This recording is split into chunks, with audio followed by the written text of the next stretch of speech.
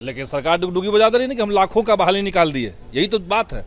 आपने बहाली निकाला 1,09,000, आपने रिजल्ट दिया 84,000, ज्वाइन किया लोगों ने 80,000, अब बचे उसमें हैं 50,000। तो कहाँ 1,09,000, कहाँ 50,000। तो ये जो बीच का गैप है, इसके चलते वो अभ्यर्थी जो दिन रात मेहनत कर रहे हैं, जिनको लग रहा है कि हमारी नौकरी हो जाएगी, वो सब बेरोजगार घूम रहे हैं। तो सरकार दोषी क्यों नहीं है? सरकार जानबूझ के ये कर रही है। मल्टीपल रिजल्ट, एक व्यक्ति नौकरी एक जगह करेगा, रिजल्ट आप 3 जगह दे रहे हैं उसका। एक धांधली यहाँ पे है। डॉक्यूमेंट वेरिफिकेशन बाद में करना, पहले ज्वाइनिंग लेटर थमा देना। जो पहले से नियोजित शिक्षक थे उसको भी आपने TRE 1 और TRE 2 में कंटेस्ट करवा दिया। नमस्कार, मैं प्रिंस कुशवाहा फर्स्ट बिहार झारखंड देख रहे हैं। TRE 3.0 के रिजल्ट विलम्ब होने पर लगातार सवाल खड़े हो रहे हैं। इस पर बात करेंगे। हमारे साथ माले विधायक संदीप सौरभ है। विलम्ब हो रहा है जिस तरह से रिजल्ट में, क्या लग रहा है इसको लेकर? लगातार सरकारी दफ्तरों के आगे आप देखते होंगे पहले लिखा रहता था कि देर होने से असंतोष बढ़ता है। उसी तरीके से TRE 3 का जब परिणाम में इतना विलम्ब हो रहा है तो अभ्यर्थियों का असंतोष बढ़ रहा है।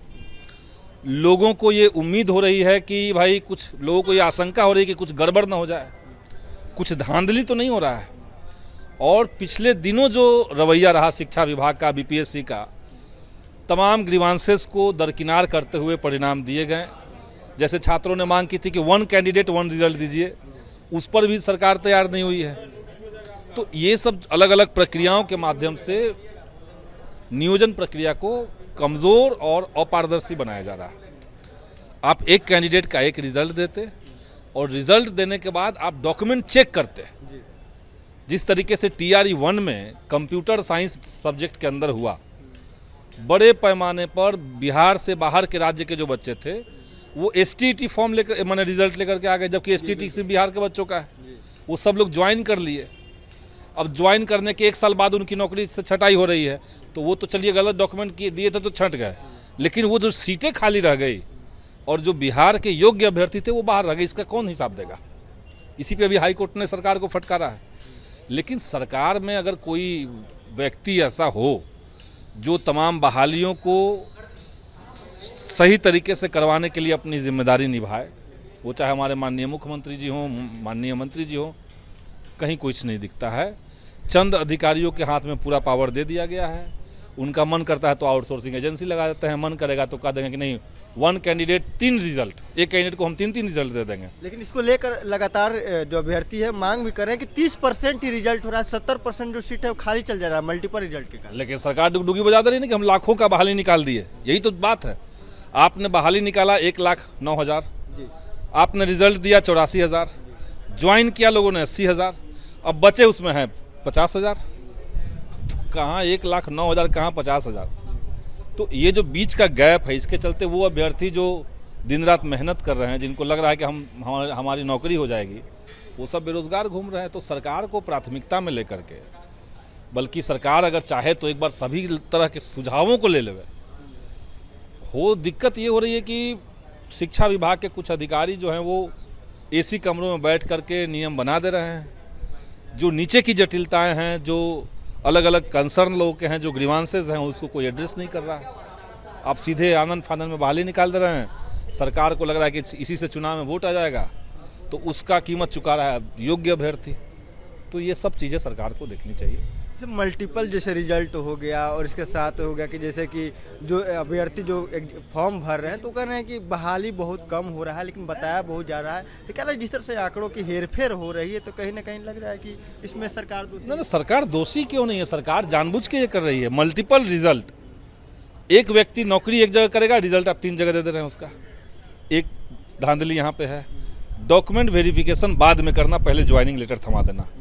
धांधली नंबर 2 ये हो गया, जो आपने सीटें अनाउंस की थी, वो आपने अनाउंस किया था एक प्रॉपर सभी जिलों से आपने डेटा मंगाया कि आपके यहाँ कितने कार्यरत हैं और कितने सीटें खाली हैं।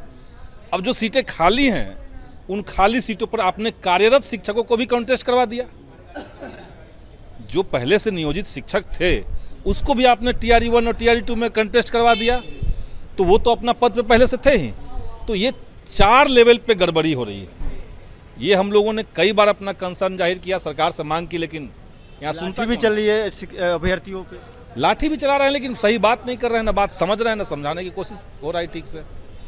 बिल्कुल, आपने देखा हमारे साथ संदीप सौरभ थे, इन्होंने साफ तौर पे कहा कि जिस तरह से TRE 3.0 जो रिजल्ट में देरी हो रहा है, इससे साफ तौर से पता चल रहा है कि कुछ ना कुछ अंदर खाने में गड़बड़ी हो रहा है, खिचड़ी पक रही है। लगातार हम लोग भी मांग कर रहे थे एक व्यक्ति को एक रिजल्ट दिया जाए, लेकिन सरकार 3-3 जगह उन्हें रिजल्ट दे रही है। बहरहाल इस खबर में इतना ही, इससे तमाम खबरों लोग बने रहे। अब फर्स्ट बिहार झारखंड देख रहे हैं। पनोरमा ग्रुप, जो सोचता है वो करता है, आपके अपने सपनों का आशियाना।